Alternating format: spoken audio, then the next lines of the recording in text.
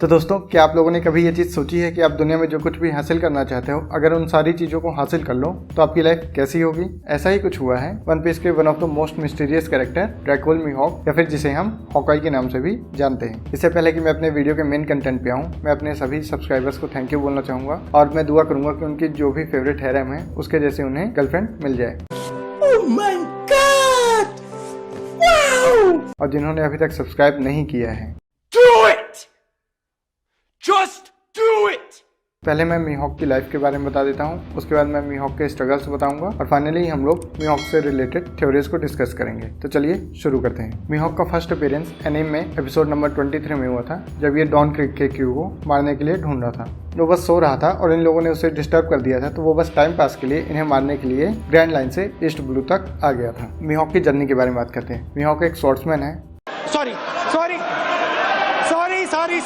मीहॉक world strongest swordsman है, पर ये हमेशा से ऐसा नहीं था। पहले ये एक नॉर्मल स्वॉर्ड्समैन था और उसके बाद इसने अलग अलग ओपोनेंट्स को चैलेंज किया और ये तब तक अलग अलग ओपोनेंट्स को चैलेंज करता रहा जब तक इसके लेवल पे कोई ओपोनेंट बचा ही नहीं, और ये फाइनली वर्ल्ड्स स्ट्रॉन्गेस्ट स्वॉर्ड्समैन बन जाता है।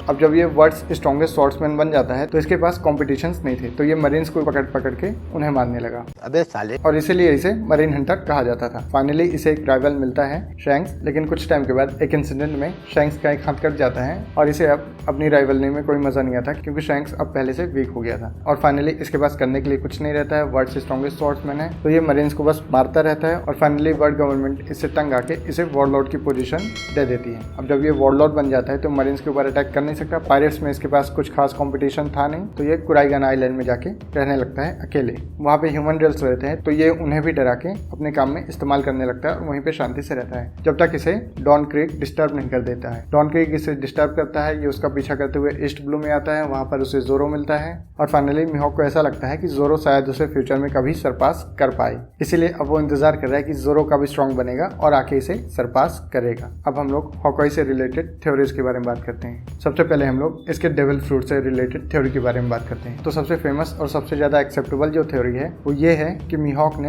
वैम्पायर फ्रूट खाया था, जिसकी वजह से वो एक वैम्पायर बन गया है। और इस थ्योरी को प्रूव करने के लिए बहुत सारी चीजें दिखाई जाती हैं, जैसे कि मीहॉक का क्रॉस पहनना, उसका ब्लेड का यूज करना, वाइन का यूज करना, एक आइलैंड में अकेले रहना। इसी थ्योरी का एक्सटेंडेड वर्जन ये है कि क्योंकि मीहॉक एक वैम्पायर है तो वो इंसानों के साथ ज़्यादा नहीं रह सकता, इसीलिए उसने अपना कोई क्रू नहीं बनाया और हमेशा अकेला ही रहता था। हमने ये भी देखा है कि मीहॉक के साथ एक घोस्ट गर्ल रहती थी, लेकिन वो इसलिए क्योंकि वो घोस्ट थी। इसकी जो शिप है वो बहुत ही छोटी सी है और मीहॉक उस पर फिर भी आसानी से सेल करता रहता है बिना किसी डर के, क्योंकि उसे पता है अगर कभी उसकी शिप को कुछ हो भी जाता है तो वो बैट में कन्वर्ट होकर उड़ सकता है। तो ये पॉइंट्स है जो कि मीहॉक के डेविल फ्रूट वाली थ्योरी को एक्सेप्ट करते हैं। एक दूसरी लेकिन कम पॉपुलर थ्योरी के हिसाब से मीहॉक और उसकी अल्टर ईगो एक साथ रहते हैं और अपनी अल्टर ईगो को कंट्रोल करने के लिए मीहॉक क्रॉस पहनता है ताकि उसकी अल्टर ईगो उसकी बॉडी को ओवरटेक न कर ले, जैसा कैवेंडिश और हाकुबा के साथ होता है। हमने देखा है कि कैवेंडिश जब भी सोता है हाकुबा उसकी बॉडी को ओवरटेक कर लेता है और मास मैसेकर कर देता है। तो ऐसी ही प्रॉब्लम हो सकता है मीहॉक के साथ भी शुरुआत में रही हो, जिसकी वजह से मीहॉक हमेशा अकेले रहना ही पसंद करता है। अब जो तीसरी और करंट टाइम पे सबसे फेमस थ्योरी है वो है मीहॉक की ब्लड लाइन और ईमू का कनेक्शन। हमने देखा है कि मीहॉक की आइज और ईमू की आइज ऑलमोस्ट सेम है सिवाय कलर को छोड़ के,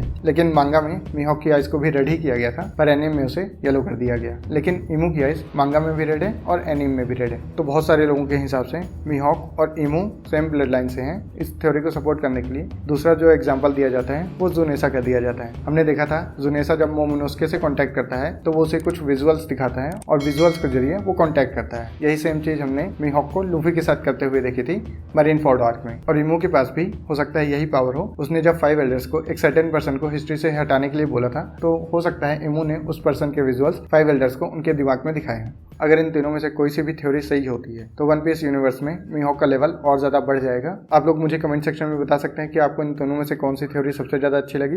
और अगर आपको वीडियो अच्छा लगा तो वीडियो को लाइक कर सकते हैं, अपने दोस्तों के साथ शेयर कर सकते हैं और अगर चैनल पर पहली बार आए हैं तो चैनल को सब्सक्राइब करिए।